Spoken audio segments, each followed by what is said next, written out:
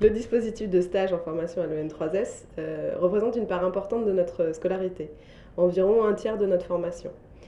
Au premier semestre, sur le premier temps de la formation, on réalise 4 stages découvertes, donc qui nous permettent de découvrir les 4 branches de la sécurité sociale, et aussi un stage de relations clients, où nous sommes positionnés plutôt dans des fonctions d'accueil auprès des usagers.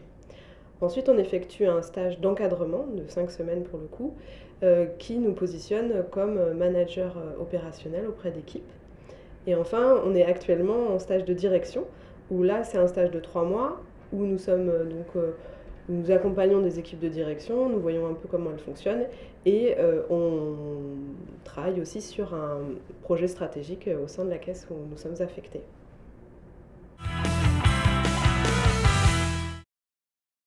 Donc actuellement, je suis en stage à la caisse déléguée pour la sécurité sociale des indépendants, ex-RSI, dans la région Auvergne-Rhône-Alpes. Donc je suis pour 3 mois en stage à la CEPAM du Rhône. Donc ma mission est de faire des préconisations à la direction sur la transformation du front office à la caisse déléguée. Donc la mission qui m'est confiée est une mission d'étude et d'orientation sur l'adaptation des espaces de travail à l'appui d'une transformation des modes de travail. Donc dans ce cadre, je réalise un bilan des projets menés et en cours, et ensuite je prends de la hauteur et du recul pour proposer et construire des ajustements avec les équipes projets et l'équipe de direction. Tout d'abord, dans le moment où ça arrive dans la scolarité, ce qui est intéressant, c'est que ça nous replonge dans la vie professionnelle. Ensuite, ce qui est vraiment particulièrement intéressant, c'est le positionnement auprès des équipes de direction qui nous permet de voir vraiment l'ensemble d'une organisation d'une caisse, les différentes instances, internes comme externes. D'abord sur ma posture, j'ai l'occasion de travailler en proximité avec la directrice générale, et donc ça m'invite à réfléchir sur les attentes pour un cadre dirigeant. Ensuite, c'est un stage qui aide aussi à prendre confiance, et donc je prends confiance aussi pour la suite de mon parcours professionnel. Et enfin, une meilleure appréhension de l'assurance maladie, notamment dans sa gestion des relations avec les professionnels de santé.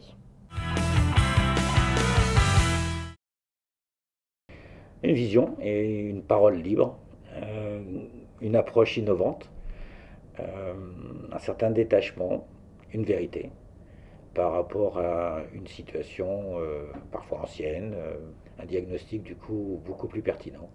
Un élève de l'EN3S en stage de direction apporte un regard neuf, des idées nouvelles, une capacité d'innovation. Il nous permet de nous interroger sur nos pratiques, voire selon l'objet du stage, sur l'organisation.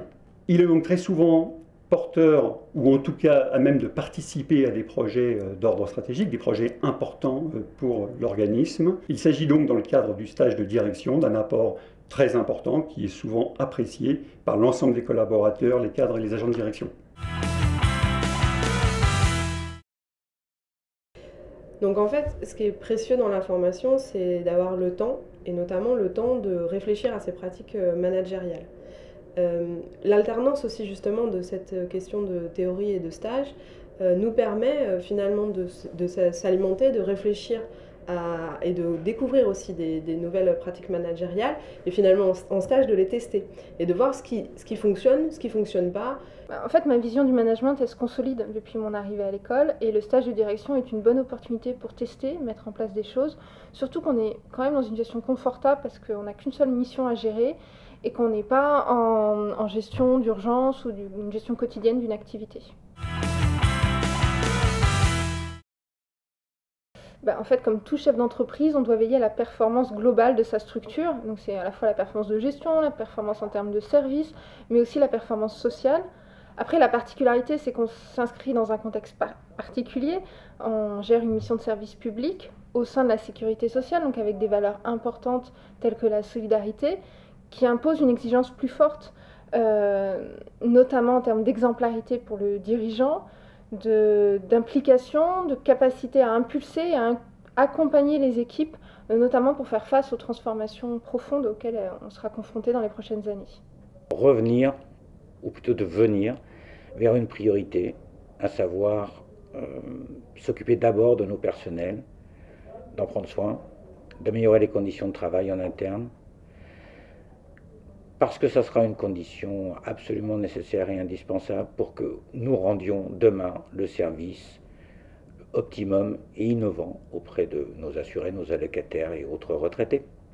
On attend d'abord d'un dirigeant de la protection sociale de demain un vrai leadership en matière d'accompagnement des équipes, d'animation d'un collectif de travail. Il est là, bien sûr, pour optimiser le fonctionnement de son organisme, améliorer la performance de l'organisme, tout en optimisant les moyens qui sont mis à sa disposition. Et bien sûr, un cadre dirigeant doit être en mesure de s'adapter en permanence, d'évoluer et d'accompagner les équipes dans ces changements.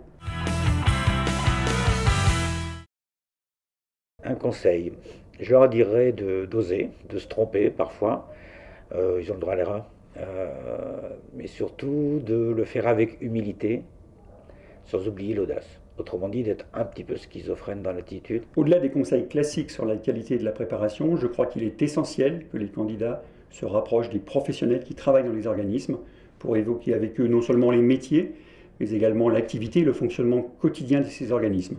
À cette occasion, ils pourront en profiter pour évoquer avec eux évidemment les grands projets de l'institution, les perspectives d'avenir et notamment les menaces et les opportunités qui pèsent sur elle.